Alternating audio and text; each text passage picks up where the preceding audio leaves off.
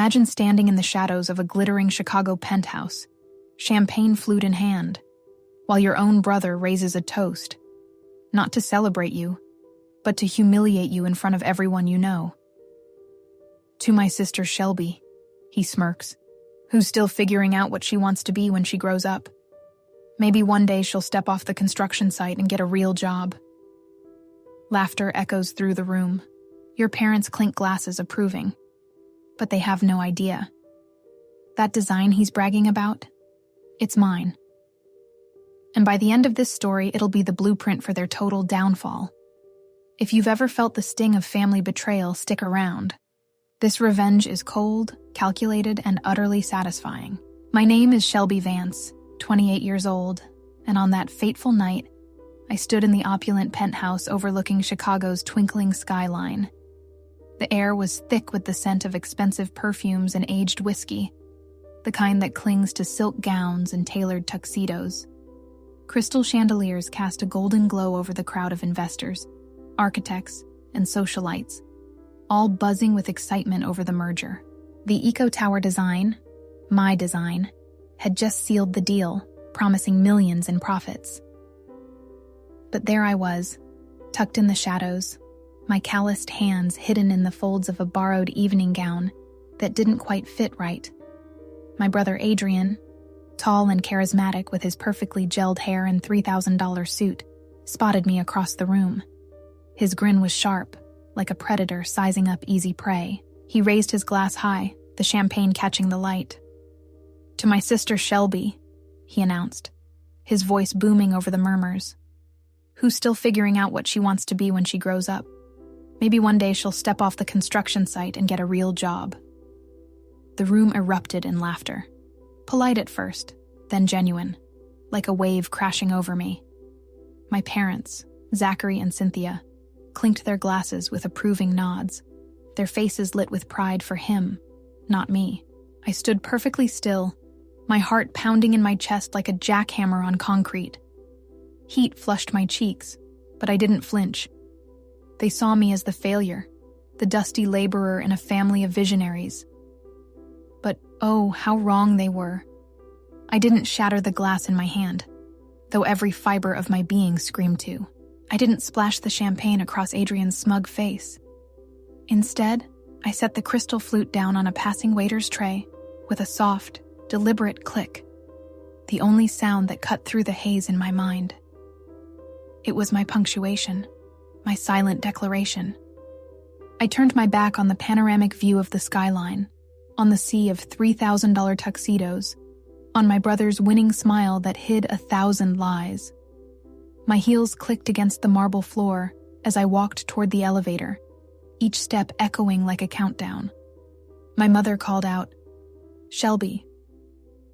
Her voice was tight, laced with that specific tone she reserved for when she wanted me to fix a problem without causing a scene. "Don't you dare," she hissed, low enough for only me to hear, but sharp as a knife. I didn't stop. I didn't look back. The elevator doors slid shut with a whisper, cutting off the laughter like a guillotine blade. Inside the metal box, the silence was deafening, pressing against my eardrums. But it was also clarifying, like emerging from underwater. I watched the floor numbers count down, 40, 39, 38, each digit a layer of weight lifting from my chest. With every descent, the air became easier to breathe, freer from the suffocating expectations. Down on the street, the wind off Lake Michigan whipped through my thin evening gown, biting into my skin like icy needles. It was sharp, cold, invigorating, a stark contrast to the stuffy warmth above. I walked past the line of sleek black town cars and waiting chauffeurs, their engines purring softly in the night. At the far corner of the valet lot stood my truck.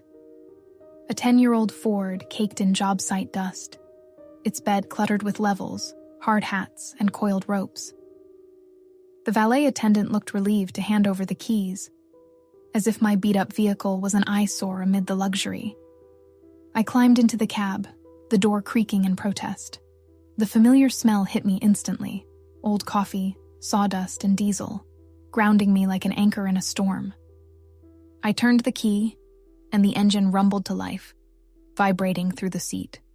As I drove away from the Gold Coast, heading south toward the industrial district where the real work happened, the rail yards and warehouses, the city lights blurred past my window in streaks of neon.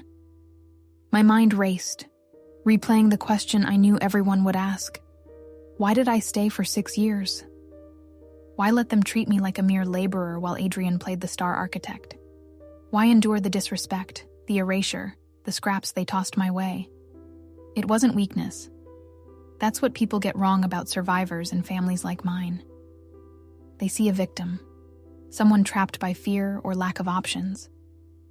But no, it was an invisible chain of responsibility, a debt that wasn't even mine to pay. For 6 years, I'd operated under that burden, holding everything together. 3 years ago, when my father's business teetered on collapse, I didn't step in for approval.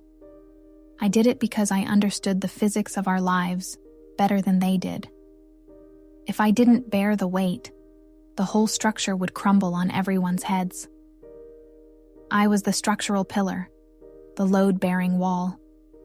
I absorbed the stress, the late nights poring over blueprints, the technical crises that kept me awake, the financial terror that loomed like a shadow. All so they could float in their open concept fantasy, where money magically appeared and problems vanished without a trace. I stayed because I thought it was my duty. Being strong meant enduring, right? But that night, Adrian's toast shattered the illusion. He didn't see a pillar. He saw a prop, something to use and mock. He thought he could insult the foundation and still enjoy the penthouse view.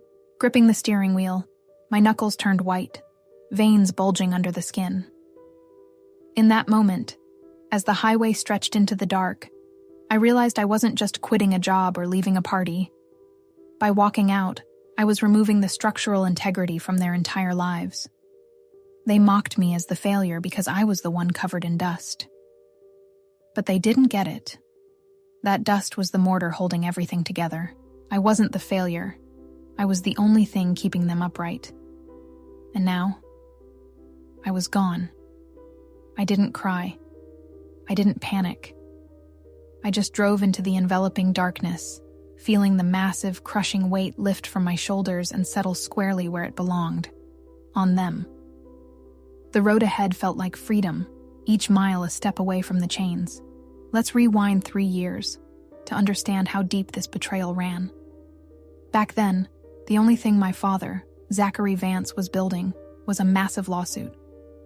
It was an OSHA violation on the Riverfront project, negligence so severe it could end careers, bankrupt the company, and land him in prison.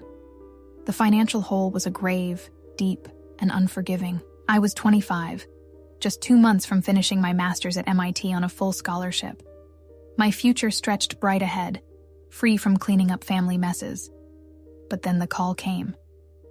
Dad's voice cracked over the line, weeping, begging.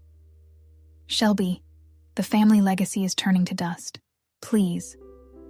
My stomach twisted, a knot of loyalty and logic warring inside me. Blood won. I chose family over everything. I dropped out, packed my life into 2 suitcases, the weight of textbooks and dreams left behind, and moved back to Chicago. The airport smelled of jet fuel and regret as I boarded the flight. For the next 18 months, luxury was a foreign word.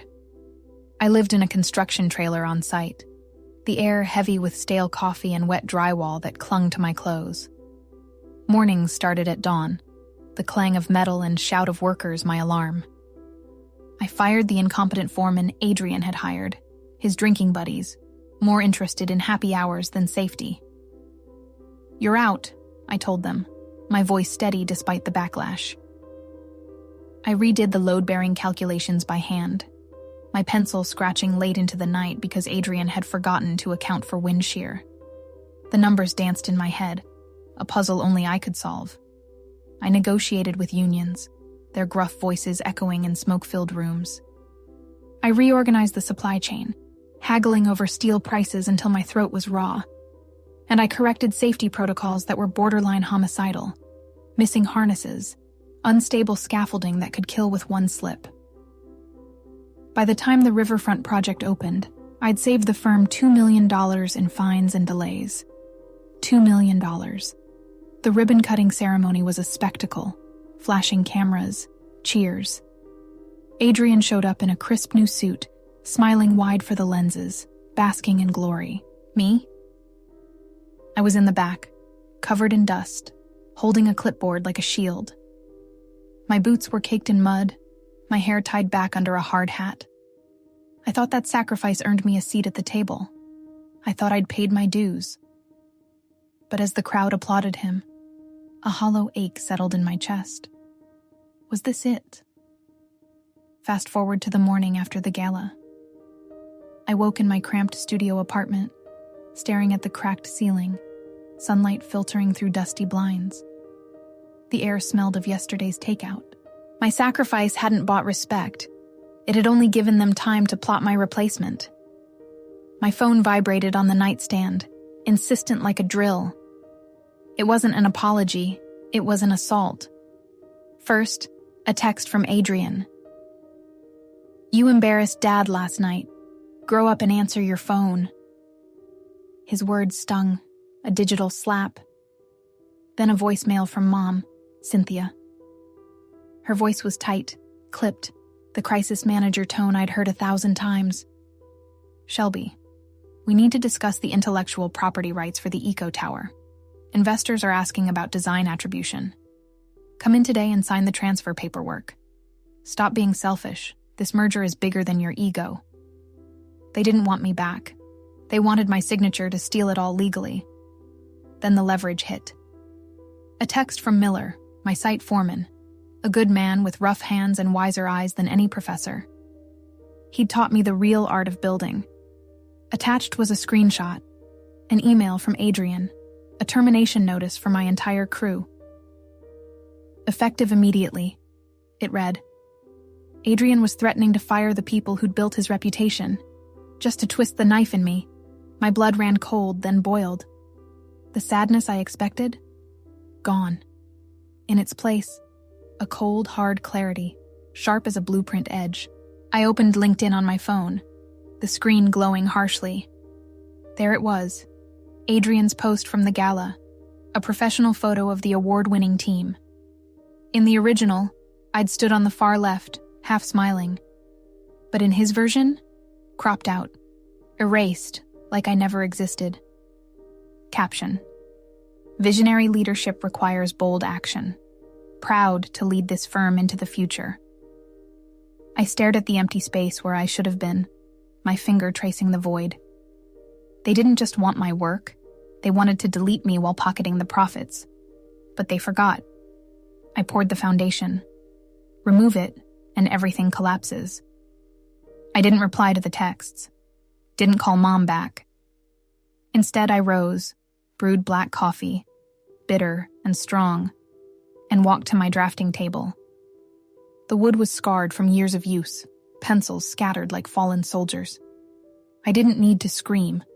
I needed a portfolio. Proof. Power.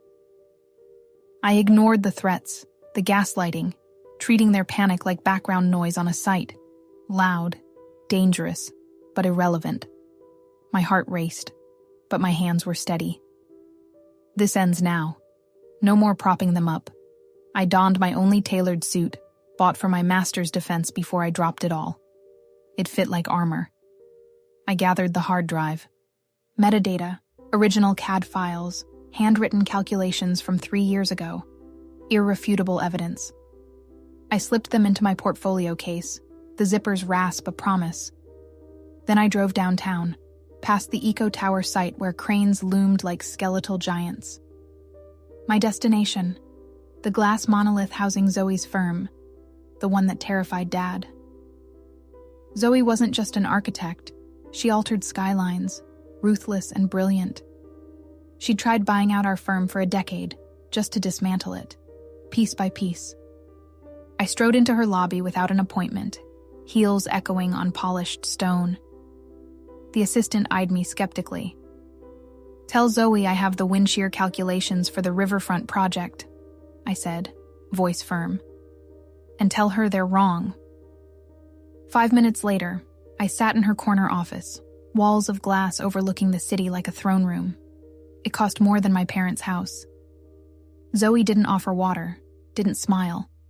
She sat behind a desk like a slab of ice, waiting, her eyes piercing. I skipped the resume, opened the portfolio, laid out the schematics. Not Adrian's stolen versions, but the real ones. Correct load-bearing ratios, dated 18 months ago. Zoe donned her glasses, traced lines with a manicured finger. She paused at the structural core analysis, checked the date, then met my gaze. Adrian submitted a revision last week, she said coolly.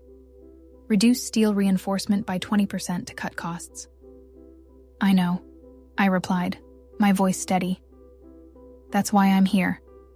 Build it his way, and a winter gale's torque snaps the spine in 3 years. Zoe leaned back, removed her glasses. You're the one, she murmured, who fixed the grade slope on the Meridian site, renegotiated steel contracts. It wasn't a question. I am. She asked why I'd stayed, paid a foreman's wage for partner's work. I started on loyalty, family duty. But she cut me off, leaning forward, eyes sharp as rebar. Do you know functional fixedness, Shelby? It's a cognitive bias. Use a hammer for nails daily for years, and your brain sees only a hammer, not a paperweight, doorstop, or weapon. Your family suffered that. They saw you in a hard hat, dusty, fixing mistakes. Fixed on you as laborer, addicted to your fixer role. Couldn't see the architect. Confused price with value, thought cheap meant worthless. But you were their most expensive asset. She tapped the blueprints. They stole this not just from evil, though they are, but because they believe they own you. You're the hammer to them. It was the first time someone explained my erasure without love, justifying abuse. Clinical, precise, like dissecting a flawed design. My chest tightened, then released. I'm not a hammer, I said, voice rising. Zoe smiled, dangerous, predatory. No. You're the architect who'll help me bury them. Hired, senior project manager, double salary, equity rights to these designs. Done. I walked out with a signed offer, ink still wet. No more shaking. Outside, my phone showed 14 missed calls from Adrian. I didn't block him. I wanted him reachable when the ground shook. 3 weeks into Zoe's firm, my glass-walled office offered views of the city's skeleton. Cranes, steel girders, traffic arteries pulsing below. The salary was real, the respect tangible. Colleagues nodding in hallways, my ideas valued in meetings. But the eco tower nagged like an unresolved equation, an itch in my brain. I knew Adrian, lazy, cheap. That 20% steel cut looped in my mind. How approved? City inspectors are ironclad. You can't slash support without sign-off. Late Tuesday, office quiet, blue monitor glow bathing the room. I logged into the Chicago Department of Buildings portal. Public record, parcel number typed, file loaded slow as molasses. Structural schematics PDF opened. Zoomed on foundational strata. My heart skipped. Not my finalized layout from 6 months ago. Draft 4. I remembered it. Miscalculated lateral wind load for a 100-year storm. Sway too much, concrete cracking, spalling, shearing under pressure. I'd trashed it a year ago, told Adrian explicitly, this version kills people. Why submit it? Cheaper materials, no expensive cross-bracing from Draft 5. Saved $3 million in steel. Hands cold, I scrolled. Flawed design needed engineer certification, a stamp for liability. Adrian wasn't licensed. Dad's lapsed. Bottom right, circular stamp. Shelby Vance, professional engineer, license 04921. My signature in blue ink. The room tilted. I hadn't signed Draft 4. Locked my stamp in their safe before leaving. Realization crashed like a wrecking ball. Not just theft for merger, darker. They knew it was dangerous, wind shear fatal. Wanted cheap gains, but no liability. Forged my signature. If built and collapsed, I'd take the fall. Prison for me, not them. They set me as catastrophe's architect, burying me in their greed's rubble. Laptop closed, fear vaporized. Rage, cold, burning replaced it. They wanted a fall guy, handed me the execution weapon instead. I didn't rush. Revenge needed precision, like a perfect blueprint. First, I documented everything. Screenshots, timestamps, originals versus forgeries. Zoe listened, her predatory smile returning. "We take them down," she said. "We contacted Inspector Davis, a no-nonsense vet with a nose for corruption. Evidence piled, forged docs, falsified reports, stolen stamp proof. Simulations ran on my computer, showing the tower's collapse in vivid detail, steel twisting, floors pancaking in a gale. Obstacles arose. Adrian's calls escalated to threats, voicemail venom. "You'll regret this, Shelby." I ignored, resolve stealing. Mom tried guilting. Family first. But I saw the hypocrisy now. The groundbreaking event. Wind off Lake Michigan whipping the tent. Family celebrating lies. Dad charmed the mayor, silver hair gleaming. Mom pinned investors with smiles. Adrian at podium, gold shovel clutched, selling stolen fantasy. I stood it back with Zoe and Davis. Truth our arsenal. We walked the aisle, crowd silencing like a storm approaching. Adrian spotted me, mocked. "Come to beg for your job back?" Confidence cracked as Davis boomed. "This site's a crime scene. Construction halted." Time slowed. I stepped forward, voice steady. This blueprint, forged with my stamp on a deadly design. I unveiled the simulation, projected on a screen, the tower buckling in wind, debris flying. Gasps rippled, investors fled, phones out, deals crumbling. Officers advanced, badges flashing. Adrian's face drained white, shovel dropping with a clang, rolling in dirt. Dad stammered, "Shelby, wait." Mom's eyes widened in horror, hand to mouth. Adrian lunged verbally. "You traitor!" But his voice broke, arrogance shattering like glass. Zoe smirked beside me. Police cuffed them amid flashes. Adrian's suit rumpled. Dad's charm gone.